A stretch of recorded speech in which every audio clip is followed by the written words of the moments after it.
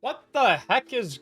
What? Who snuck into my office, logged on to Destiny 2, and equipped this Warlock build onto my Warlock as I'm about to run Grandmaster Nightfall? Wait, actually, this actually looks like it could be potentially really good. This kind of reminds me of that build I put together in episode Revenant, which sadly no one was playing the game back then, so a lot of people probably don't know about this build involving Rhymecoat Ryman, and I had theorized that it was going to be spectacular for things like Grandmaster Nightfalls because it had a ludicrous amount of crowd control. Rhymecoat Ryman is all about our Bleak Watcher turrets. Bleak Watchers are enhanced with extended range and are surrounded by stasis crystals and a storm. While we're standing in that storm, we're granted icicles over time, and those icicles activate when we fire our weapons, applying slow. And something like that is probably going to pair exceptionally well with the Wicked Implement Exotic Scout Rifle, where we have creeping attrition, rapidly landing precision hits, causes targets to become slowed. Additionally, we've got Tithing Harvest on it, where while creeping attrition is active, destroying stasis crystals, which we already clarified we're making a ton of with our Rhymecoat Ryman, or landing precision final blows is going to create stasis shards. That'll give us melee energy back.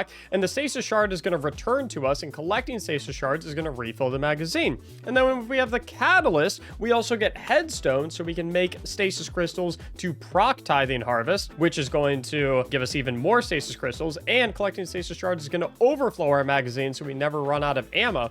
Couple that with the fact that we're slowing targets with this, that's going to stun all overload and unstoppable champions. That's actually insane for crowd control. And then I'm thinking for this season, right, we have unstoppable fusion rifle and overload machine guns. So I'm thinking we pair it up with, I got a loaded question from way back in the day with Envious Assassin and Controlled Burst. I think the Axial Lacuna from the Pale Heart Destination could also be really, really good. If I recall correctly, that can roll something like Reconstruction and Controlled Burst, which could be really, really fun. And then I've got the Chain of Command as well to keep up with the Stasis.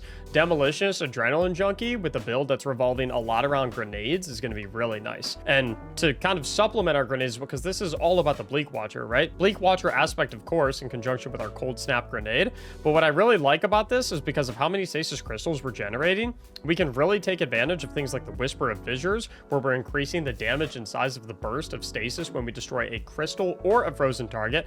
And we have shards where anytime we destroy a crystal, we boost our grenade recharge rate, so we can get even more Bleak Watcher turrets to take advantage of our Rhymecoat Ryman. Also got Durance, fun little fact, slow that you apply to targets lasts longer, and for abilities that linger, their duration will increase, which means our turrets remain on the battlefield even longer. And then I'm rounding things out with the Whisper of Rending, where primary ammo weapon, since we're going to be using our Wicked Implement a lot, is going to do increased damage to stasis crystals and frozen targets. So theoretically, we should be obliterating anything that is frozen.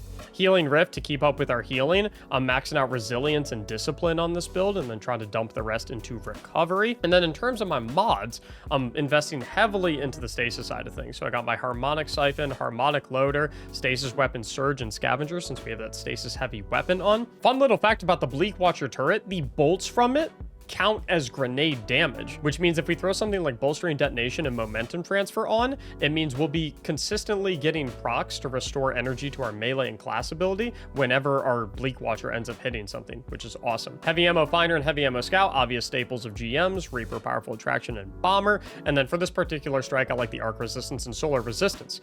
Now, this build is likely going to be spectacular. That's what my theory is, at least, and we're going to figure that out right here, right now. But what I really want to know is, what if you run this build, not just on one Warlock, not just on two Warlocks, but on 3 Warlocks? You have 3 Bleak Watchers, all with Rhymecoat Ryman, all with Wicked Implement, slow and freezing everything nonstop 24/7. Shout out to Jazz Minotaur and Golden for rocking and rolling with me in this one. Let's figure out how it is. I'm pumped. In all seriousness, though, I've been hearing a lot of talk about this build recently, specifically for this strike, and I feel like I never really got to test it very much back in the day. Probably kind of dumb to throw my Bleak Watcher up there, because I want to throw my Bleak Watcher in an area that I am also going to reside in, so that I can stand inside the storm and get the icicles. My idea was let me throw the Bleak Watcher right at the enemies, because then the turret will be right next to them, and the crystals will spawn from the turret. But I should be, like, probably standing in it, because then I get the icicles. And back in the day in Revenant, when I first made this build, and I was kind of like theory crafting on how it would be in GMs, the way I described it was that this build was going to turn you into like an artillery post, if that makes sense. It is worth noting as well, I think I forgot to mention, our other aspect that we're rocking with is Ice Flare bolts.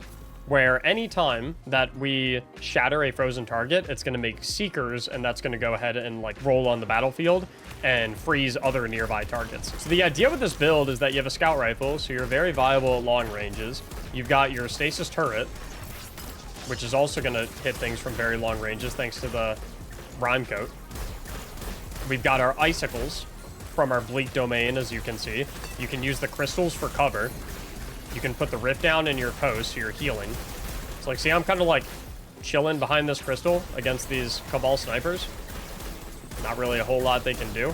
This is where I'm really excited about it. So we have a lot of enemies that are going to be charging us right here. So I'm going to have my turret down.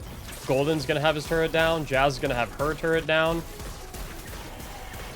And theoretically, it should just be like... I mean, look at it. I'm going to kill some of these crystals real fast, so I get my improved ability regeneration. Do I get icicles if I'm standing in someone else's? I do. My turret doesn't even have to be down. If I'm in theirs, I also get the crystals. So we're going to be stunning these unstoppable champions because we freeze them and then we shatter them. And shattering them is going to stun the unstop. And then overload champions all automatically get stunned anytime we slow them, which is impossible not to slow them. The Wicked Implement does leave a little bit to be desired, admittedly, in the damage department. Just because for this particular strike, it is an Arc and Void Surge with an overcharge on grenade launchers. And there's no artifact mod for scout rifles, so we can't take advantage of the damage bonus from overcharged weapons. But it's still feeling pretty solid. I mean, can you imagine how good this build would be in a strike where it has a Stasis Surge and you have a 25% damage bonus on your Wicked Implement as well? You know what, actually, can we just like sit on this platform? Can I set it? Typically you can't sit on this platform because you get worked by the Scion snipers. Oh, well, that also makes it more difficult to sit on that platform when you're joining allies. So I'm gonna kill some of the Stasis crystals. I'm actually gonna pop my super, kind of like a little panic pop situation. You know what I need some new stasis supers in my life. Comment down below what you think a really cool new Warlock stasis super would be, because we need some more stasis supers.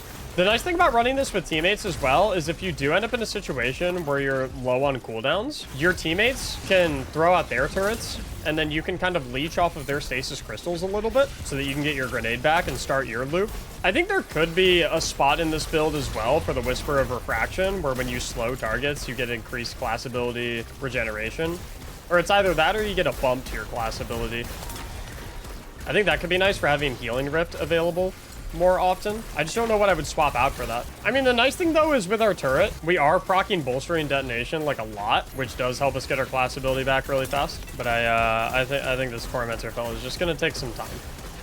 Is what it is. I mean, so far, is this like super fast for getting through something like this? Not exactly, but I can't really think of a build that would be much safer than this. I mean, like how are you gonna die? You're just playing back from 900 miles away, blinking away. By the way, fun fact about this strike. Yes, you can use skimmers to completely skip this part, but not all 3 people on your team can do that. You need at least 1 person to go through the actual route. Otherwise, you'll soft lock yourself. Enemies won't spawn because there's like a checkpoint that you need to hit at some point during this little relay. So make sure you always send 1 person through. All right, hold up. I wanna try something out here. Let me get that. Let me stack up the Bleak Domain. Slow that. Icicles. I'm gonna break those real quick so I proc shards. Wait till he gets frozen. Yep, see ya. Oh my god, is it gonna shoot at that one? Dude, the range on the turret from Ryman is nuts. Yeah, any strike that has overload champions in, like how the overload champions do not play the game. It's impossible for them to play the game. They're perma-frozen. Same with unstoppable champions for that matter. I think it would smoke barrier champions as well, even though barriers aren't immune to any. I think it would just keep them perma-frozen and they would never be able to like actually get their shield up. The way we basically want to do it is I think like we throw them out and then you leave the crystals in the front, but you kill the ones in the back, so you always get the regeneration off that, and then use the ones in the front as cover. Another angle for my idea of rending was like, I know bosses don't technically freeze in the sense of like they are unable to be frozen the way you can freeze other enemies, where they just stop moving and stop shooting at you. But from a verb perspective, you can still freeze bosses, which means if the boss is a frozen target, rending should do bonus damage to it. with our primary ammo weapons. And so one of my ideas with rending was if we're constantly applying slow stacks and stuff like that, well, then we freeze the boss, and that could be kind of good. But I think refraction might be better just so you have your class ability up a lot more often.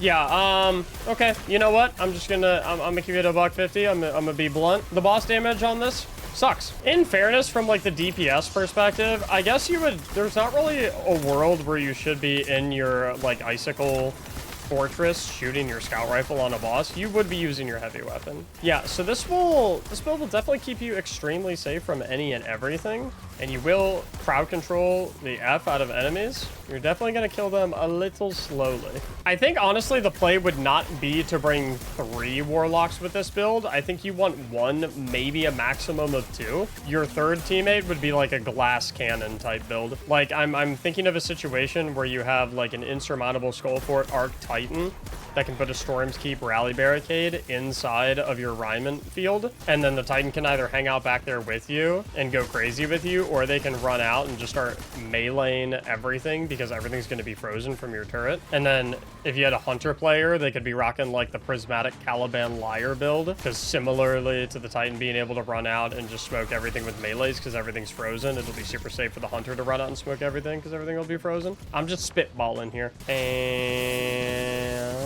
GG's. Very nice. Cool. So yeah, definitely not the fastest build. Probably a couple areas where we could have iterated on it. So make changes as you deem necessary. Like I said, I really just was kind of theory crafting with it and wanted to try it out and see how it was. But definitely felt extremely safe. Do we need all 3 players on it? No, I don't think so. I think you're definitely good just bringing 1 in, and then you have 2 more offensive style builds. But in terms of crowd control, keeping all the champions perma-stunned, and really just keeping everything perma-frozen, makes everything incredibly safe, which at the end of the day, that's the name of the game when it comes to Grandmaster Nightfall. So I hope you enjoyed. I'll leave a Mobalytics and Destiny Item Manager link down in the description below for anyone who wants to try this. Slap it on real quick. Thank you so much for watching, and as always, have a great day.